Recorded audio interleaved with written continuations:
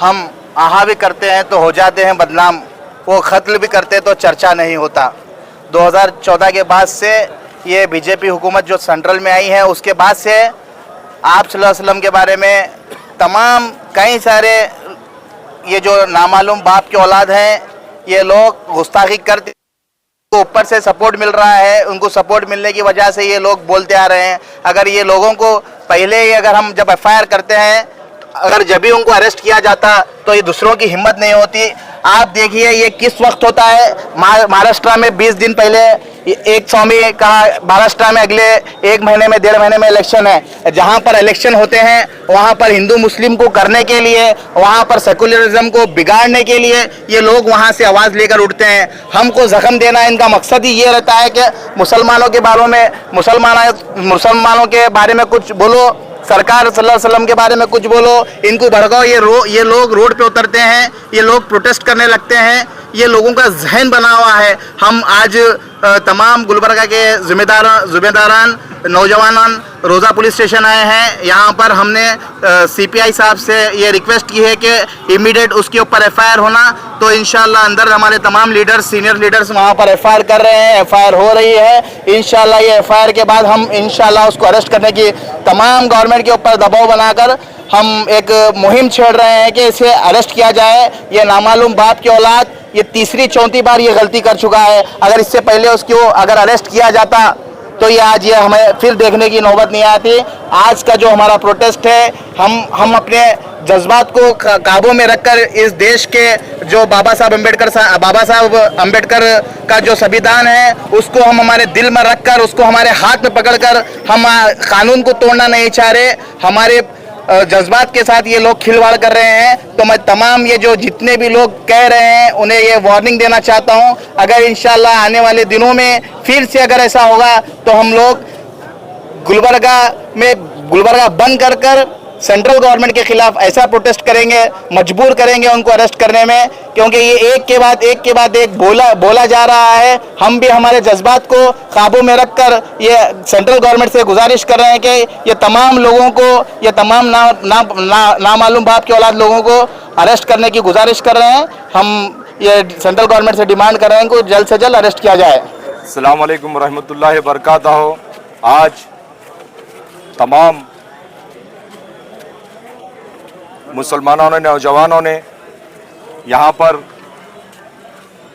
PS रोज़ा police station में एक मेमोरेंडम देने के लिए यहाँ पे एक स्ट्राइक के तौर पर यहाँ पर आए हैं हम सब तमाम लोग।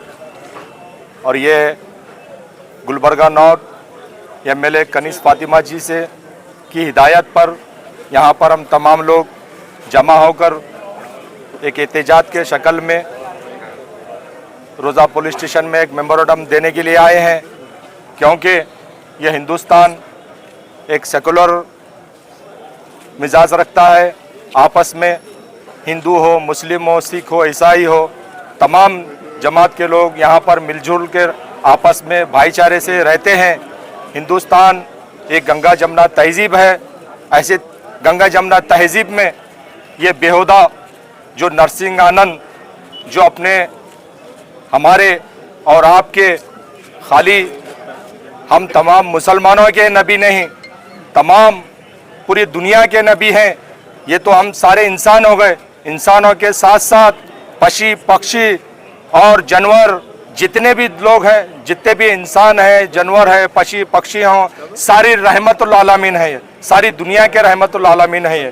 खाली मुसलमानों के नबी नहीं, पूरे दुनिया के नबी हैं। इनके बारे में जो ये गद्दार नरसिंह आनंद जो अपने बददुमारी ज़बान से गलत अल्फाज जो कर रहा है, हमारे नबी की शान में गुस्ताखी कर रहा है।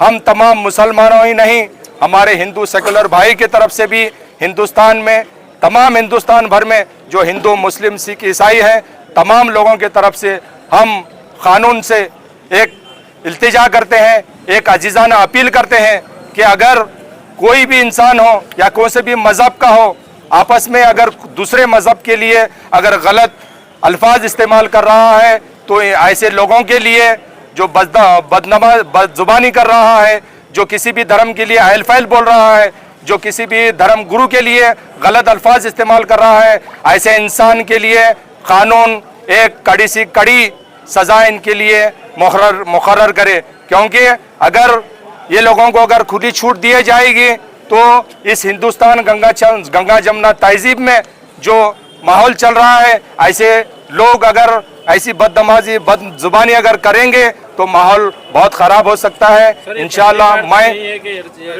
उनको जेल में डाला जाता है, यही ये हमारी सरकार की, हमारे आका हजरत मोहम्मद मुस्तफ़ा सल्लल्लाहु अलैहि वसल्लम की तरबियत है, क्योंकि हम लोग कभी किसी के ऊपर तोहमत ना लगाए, ना जाने वो कब किसी के लिए अल्लाह ताला उसके लिए कोई अच्छा अगर सोचा है तो उसके लिए अगर हम किसी को अगर गलत बोल रहे हैं तो गलत होता है। इसलिए हम तमाम मुसलमान किसी मजहब के लिए आज तक कभी बदजुबानी नहीं की है और किसी के ऊपर तोहमत नहीं लगाए। हम कानून, ये जो अभी प्रेजेंट जो माहौल चल रहा है बीजेपी सरकार का, क्योंकि इसमें खास कर ऐसे लोगों को जो मुंह खुले मुफ्ती रहते हैं, जैसे ऐसे जो पहले भी एक महाराष्ट्र में एक स्वामी ने इस तरीके की बात की गई थी, इसीलिए आज तक यहाँ पे मुसलमान पूरे हिंदुस्तान में एक सेकुलर जमात है बोलकर, तमाम आपस में भाईचारा है बोलकर आज तक खामोश बैठा है। लेकिन आज के बाद अगर इस तरीके से कि कोई भी अगर हमारे सरकार के